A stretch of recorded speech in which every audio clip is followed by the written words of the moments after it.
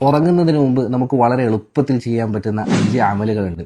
അതിൽ ഒന്നാമത്തേത് ചെയ്താൽ അള്ളാഹുവിൻ്റെ സ്നേഹം കിട്ടും, രണ്ടാമത്തേത് ചെയ്താൽ മലക്കുകളുടെ ദുആ കിട്ടും, മൂന്നാമത്തേത് ചെയ്താൽ ശൈത്താൻ്റെ മുഴുവൻ ഷർറുകളിൽ നിന്നും കാക്കപ്പെടും, നാലാമത്തേത് ചെയ്താൽ ഖുർആനോടുള്ള ആഗ്രഹവും അടുപ്പവും വർദ്ധിക്കും, അഞ്ചാമത്തേത് ചെയ്താൽ നമ്മുടെ ജീവിതത്തിലുള്ള തെറ്റും ശരിയും വേർതിരിച്ച് മനസ്സിലാക്കാൻ നമുക്ക് തന്നെ സാധിക്കും. ഒന്നാമത്തെ അള്ളാഹുവിൻ്റെ സ്നേഹം കിട്ടുന്ന അമല് അത് ഉറങ്ങുന്നതിന് മുമ്പ് വിത്ർ നമസ്കരിക്കലാണ്. നബി സല്ലല്ലാഹു അലൈഹി വസല്ലം അരുളി, ഔതിറു യാ അഹ്ലൽ ഖുർആൻ, ഖുർആന്റെ അഹ്ലുകാരെ നിങ്ങൾ വിത്ർ നമസ്കരിക്കുക. ഫഇന്നല്ലാഹ വിത്റുൻ യുഹിബ്ബുൽ വിത്ര, കാരണം അള്ളാഹു ഒറ്റയാണ്, അവൻ ഒറ്റയെ വിത്റിനെ ഇഷ്ടപ്പെടുന്നു. ഏറ്റവും കുറഞ്ഞത് 1 റക്അത്ത്, സാധിക്കുമെങ്കിൽ 3, 5, 7, 9 ഒക്കെ വിത്ർ നമസ്കരിച്ചിട്ട് കിടക്കാൻ വേണ്ടി ശ്രമിക്കും. രണ്ടാമതായി മലക്കുകളുടെ ദുആ കിട്ടുന്ന അമല്, അത് നമ്മൾ ബാത്റൂമിലൊക്കെ പോയി അവസാനം കിടക്കാൻ വരുന്നതിന് തൊട്ട് മുമ്പായിട്ട് ഒളു എടുത്തിട്ട് കിടക്കാൻ വേണ്ടി ശ്രമിക്കുക. നബി സല്ലല്ലാഹു അലൈഹി വസല്ലം അരുളി, മൻ ബാത താഹിറൻ ബാത ഫീ ശഅരിഹി മലക്, ആരെങ്കിലും ഒരാൾ ശുദ്ധിയോടുകൂടി ഉറങ്ങുകയാണെങ്കിൽ അവൻ്റെ തലക്കും ഭാഗത്ത് അള്ളാഹു ഒരു മലക്കിനെ ഏൽപ്പിക്കുന്ന, അവൻ അങ്ങോട്ടും ഇങ്ങോട്ടും ഒക്കെ മറിഞ്ഞു കിടക്കുമ്പോഴെല്ലാം ആ മലക്ക് അവന് വേണ്ടി അല്ലാഹു മഗ്ഫിർലി അബ്ദിക ഫുലാൻ ഫഇന്നഹു ബാത താഹിറ, അള്ളാഹു നിന്റെ ഈ അടിമക്ക് നീ പുറത്തു കൊടുക്കണേ, അവൻ ശുദ്ധിയോടുകൂടിയാണ് ഉറങ്ങിയത് എന്ന് ദുആ ചെയ്യുന്നു. അത്ര വലിയ നിഅമത്തല്ലേ. നമ്മൾ കിടന്നുറങ്ങുന്നു, നമുക്ക് വേണ്ടിയിട്ട് മലക്ക് ദുആ ചെയ്തുകൊണ്ടിരിക്കുന്നു.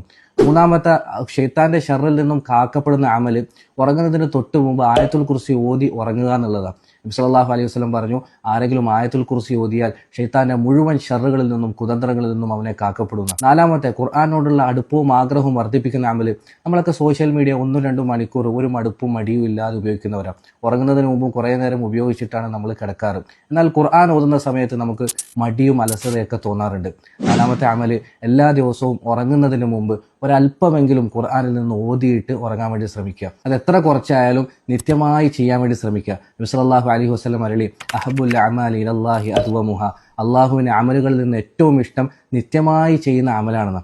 അപ്പോൾ കുറച്ചാണെങ്കിലും അരപ്പേജാണെങ്കിലും എല്ലാ ദിവസവും കൃത്യമായി ഓതിയിട്ട് ഉറങ്ങാൻ വേണ്ടി ശ്രമിക്കുക. അത് ഖുർആനോടുള്ള നമ്മുടെ ആഗ്രഹവും അടുപ്പവും ഒക്കെ വർദ്ധിപ്പിക്കും. അഞ്ചാമത്, നമ്മുടെ തെറ്റും ശരിയുമൊക്കെ വേർതിരിച്ച് മനസ്സിലാക്കാൻ വേണ്ടി നമ്മളെ സഹായിക്കുന്ന അമല്, അത് രാത്രി ഉറങ്ങുന്നതിന് മുമ്പ് മുഹാസബത്തുൻ നഫ്സ്, നമ്മുടെ നഫ്സിനെ സ്വന്തമായി വിചാരണ ചെയ്യുക എന്നതാണ്.